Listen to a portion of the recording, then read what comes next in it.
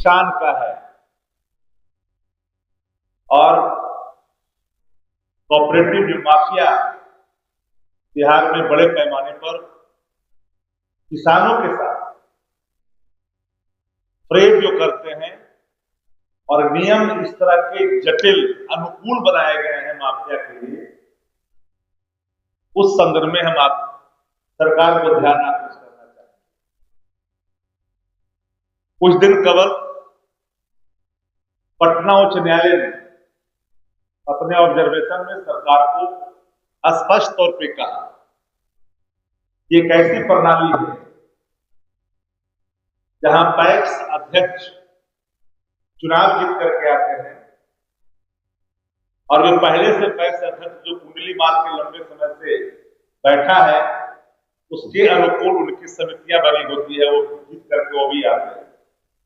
जब अध्यक्ष हार जाता है तो सभी अपने सदस्यों से इस्तीफा करा देता है। तदोपरांत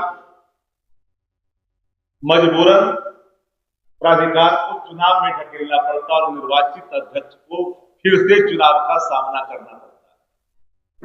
जब आप लोग सब जानते हैं कि त्रिस्तरीय पंचायतों में प्रणाली नहीं है, वहां अगर वार्ड के सदस्य, वहां भी वार्ड विकास समिति है, वहां अगर वार्ड इस्तीफा देते हैं तो मुखिया का चुनाव नहीं होता। लेकिन पैक्स के सदस्य अगर पंचायत के हैं, निर्वाचित होकर के आते हैं, अगर वो एक साथ इस्तीफा कर देते हैं तो अध्यक्ष के भी चुनाव का सामना करना पड़ता है। 8 साल से 10 साल से जो डिफॉल्टर जो पैक्स है, जिस पर भ्रष्टाचार के गंभीर आरोप लगे हैं, इसकी संख्या सैकड़ों में बिहार के अंदर में, उसको टैग किया जाता है बगल के पैक्स से। किसान को डबल टैक्स देकर करके अपनी बेचनी पड़ती है धान को, गेहूं को। और इसी गंभीर मसले पर अपने ऑब्जर्वेशन में पटना उच्च न्यायालय ने स्पष्ट तौर पर सरकार को कहा इस नियम में बदलाव लाइए। और प्राधिकार को जब पत्र लिखा गया तो प्राधिकार ने भी बिहार की सरकार को, सेक्रेटरी को, अपर मुख्य सचिव को पत्र लिखा। प्राथमिक कृषि शाखा समिति पैक्स के निर्वाचित सदस्यों द्वारा त्याग पत्र दिए जाने के फलस्वरूप समिति के अवक्रमण एवं निर्वाचन की उत्पन्न होने वाली स्थिति के लिए समादेश याचिका संख्या 9491/2015 एवं अन्य स्वरूप मामले में दिनांक 17/8/2015 को माननीय उच्च न्यायालय द्वारा किए गए ऑब्जर्वेशन के संदर्भ में कि भाई ऐसे दृष्टांत सामने आ रहे हैं कि लोकतांत्रिक रूप से निर्वाचित प्राथमिक कृषि समिति के अध्यक्ष की अध्यक्षता में समिति के कार्य संचालन को संपन्न नहीं होने देने के लिए निर्वाचित सदस्यों द्वारा त्याग पत्र दे दिया जाता है। सदस्यों द्वारा त्याग पत्र दिए जाने से समिति जो है अल्पमत में आ जाती है और प्रशासक की नियुक्ति तथा तदोपरांत नए सिरे से निर्वाचन की प्रक्रिया प्रारंभ करनी पड़ती है और निर्वाचन में पराजित पक्ष तत्काल अपनी मंशा में सफल हो जाते हैं। तब उद्देश्य है, उस उद्देश्य को पूर्ति करता है। बिहार की सरकार सहकारिता को भ्रष्टाचार की दलदल में ढकेल दिया है। मेरा सीधा चार्ज मुख्यमंत्री पर है कि माननीय मुख्यमंत्री नीतीश कुमार जी 20 वर्षों से बिहार के मुख्यमंत्री के पद पर काबिज हैं और इतना बड़ा भ्रष्टाचार सहकारिता से जुड़ा हुआ मामला भी याद करिएगा, यह डिपार्टमेंट भी सृजन से अछूता नहीं है। सृजन का रिलेशन भी सहकारिता विभाग से जुड़ा हुआ था। बिहार में, आजाद हिंदुस्तान में बिहार में सबसे बड़ा भ्रष्टाचार वो सृजन है। 1500 करोड़ से ऊपर का सबसे बड़ा भ्रष्टाचार। लेकिन सरकार चेती नहीं। पूरे बिहार में चुनाव हो गए, टैक्स के चुनाव हो गए, बहुत लोग जो मठाधीश थे चुनाव हार गए, लेकिन उनके समिति जो उनके घर के लोग हैं वो जीत के आ गए। अब अध्यक्ष को संचालन करने का उनको चार्ज देने का पूरे बिहार का शिकायत आया है।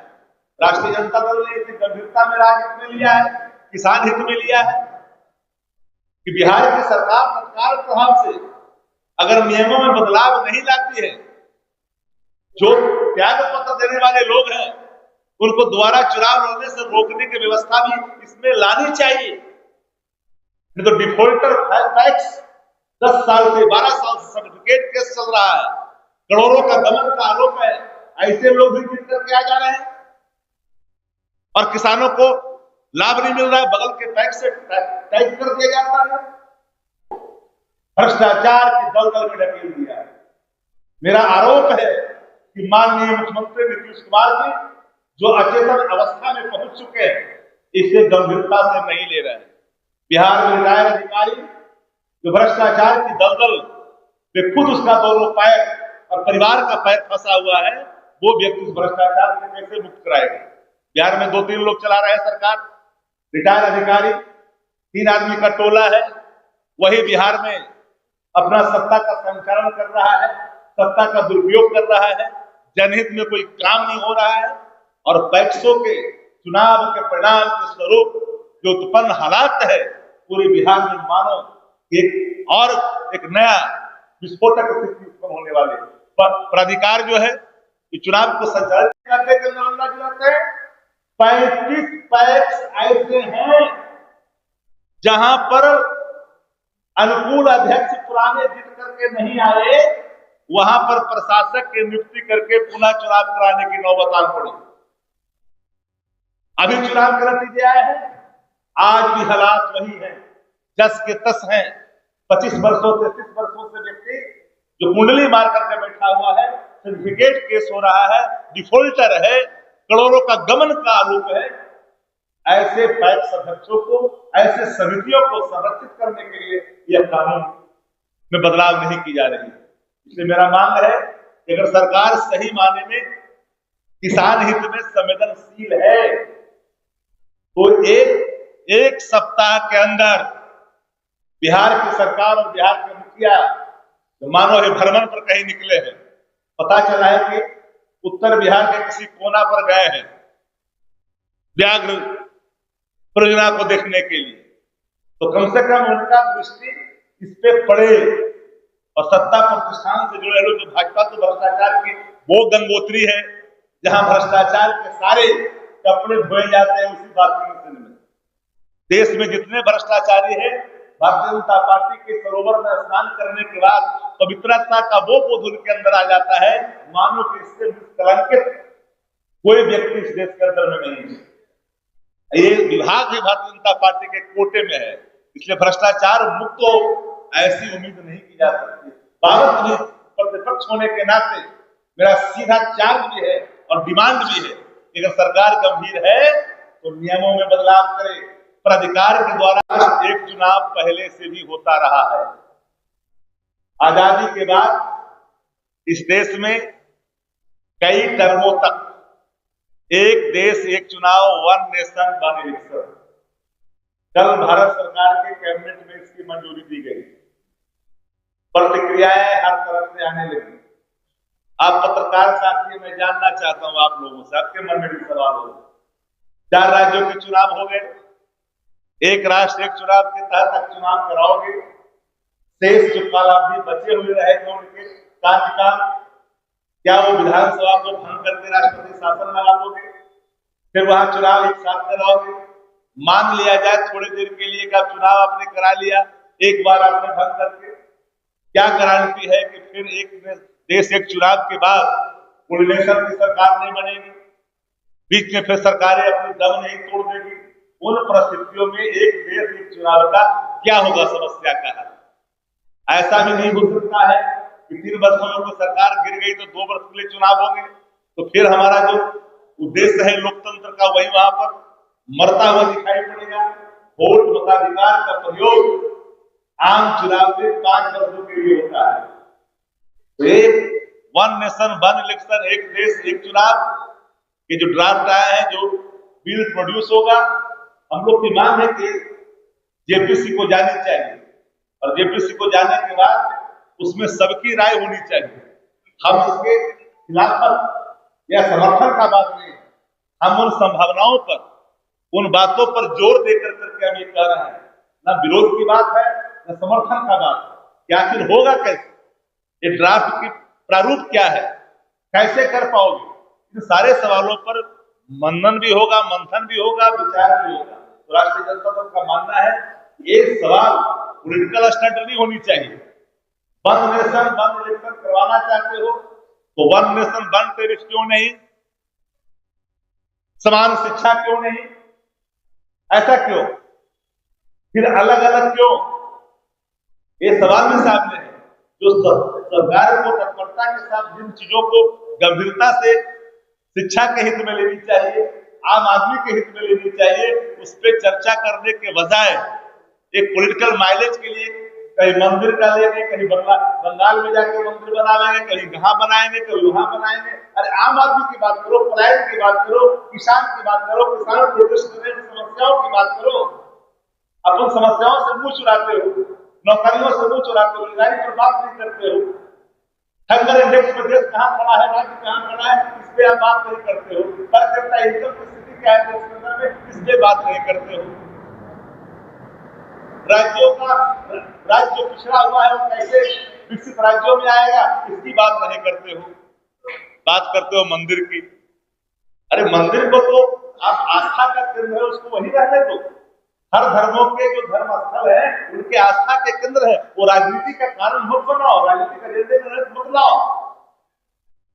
इस देश में कौन सा ऐसा राज्य है जहां सनातन धर्मावलंबी जिस गांव में, जिस टोले में बात करते हैं वहां मंदिर नहीं है, वहां देवी स्थान नहीं है, कुल देवी नहीं है, वहां पुजारी कर सकता है। लेकिन भारतीय जनता पार्टी को सनातन से कोई मतलब नहीं। सनातन कर्तव्य, सनातन आचरण, सनातन अगर शाश्वत है, अगर ऐसा मत है तो सनातन कर्तव्य है और सनातन आचरण भी है। जो भारतीय जनता पार्टी के पास न आचरण है न कर्तव्य है, वो उन्माद को बढ़ावा देना चाहती है, नफरत की राजनीति करना चाहती है।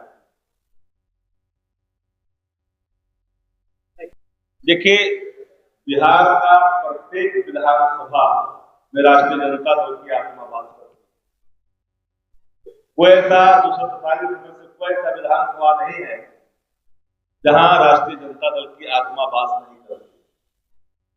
और हर जगह राष्ट्रीय जनता दल कार्यकर्ता मजबूती के साथ आदरणीय लालू प्रसाद जी, आदरणीय तेजस्वी जी, सब लोगों के नीतियों का, विचारों का, सिद्धांतों का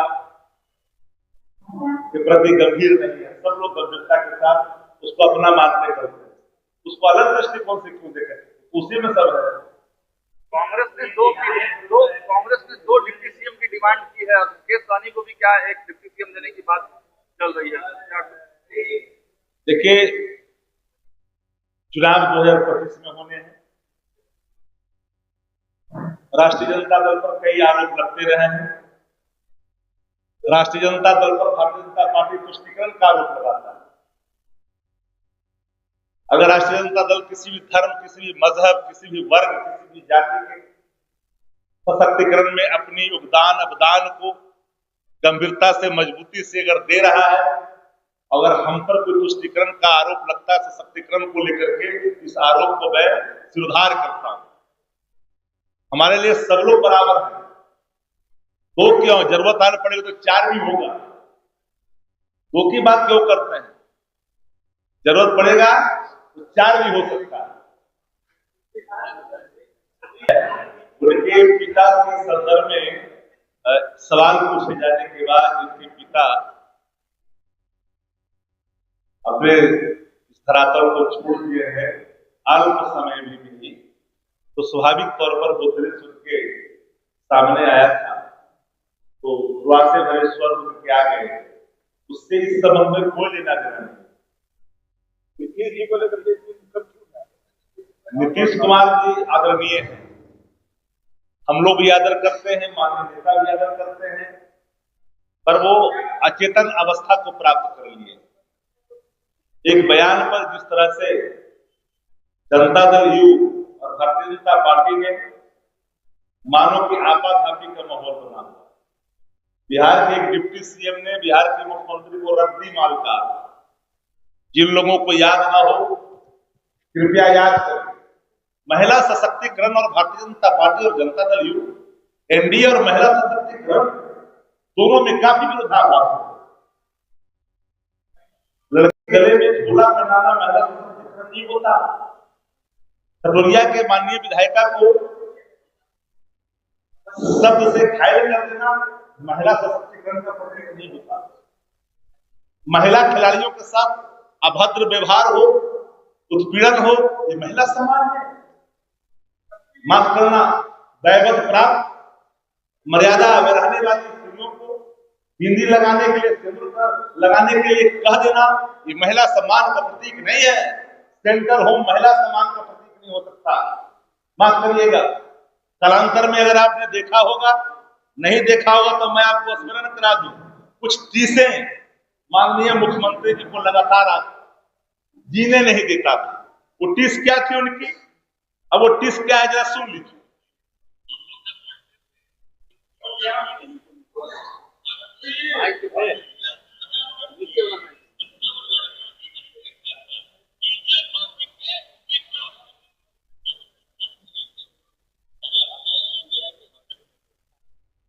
अपने फिर मैं इसको भी प्ले कर देता हूं, सुन लीजिए।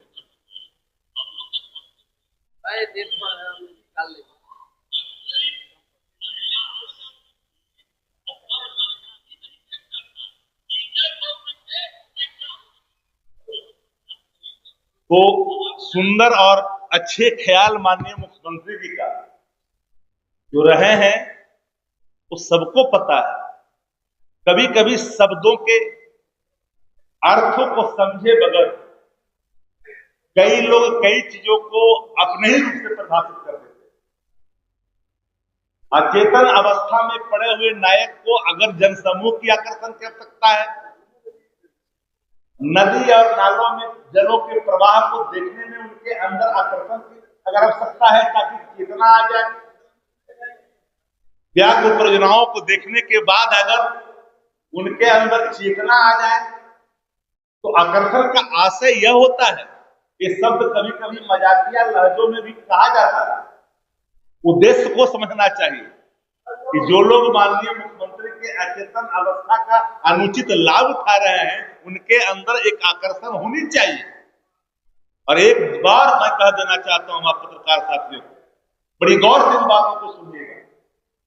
नीतीश कुमार जी के इर्द कौन लोग हैं जिनका समता पार्टी से कोई लेना देना नहीं? 3-4 लोग कौन है?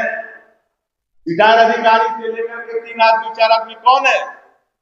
समता पार्टी से न कोई वास्ता, लोक नायक जयप्रकाश नारायण जी के आंदोलन से कोई वास्ता नहीं, राम मनोहर लोहिया जी के सिद्धांतों से वास्ता नहीं। ऐसे लोग आज उनके इर्द गिर्द घूम कर करके सामाजिक न्याय, धर्मनिरपेक्षता, समाजवाद सबको धोखा दे रहे हैं। और एक घुटन सी है जनता दल के अंदर, कई बिंगू खड़े हो चुके हैं। उनको पता है कि आने वाला कल घातक होगा। चौथे नंबर पर बिहार की जनता ढकेलेगी, याद करिए। जगदानंद सिंह नाराज कुछ आप लोग लगता है कि किसी के अस्वस्थ होने को भी नाराजगी को आप देते हैं। माफ करिएगा, इसके पहले भी एक सवाल आप लोगों ने उठाया था, उस सवालों का भी जवाब स्वयं आकर के दे दिए।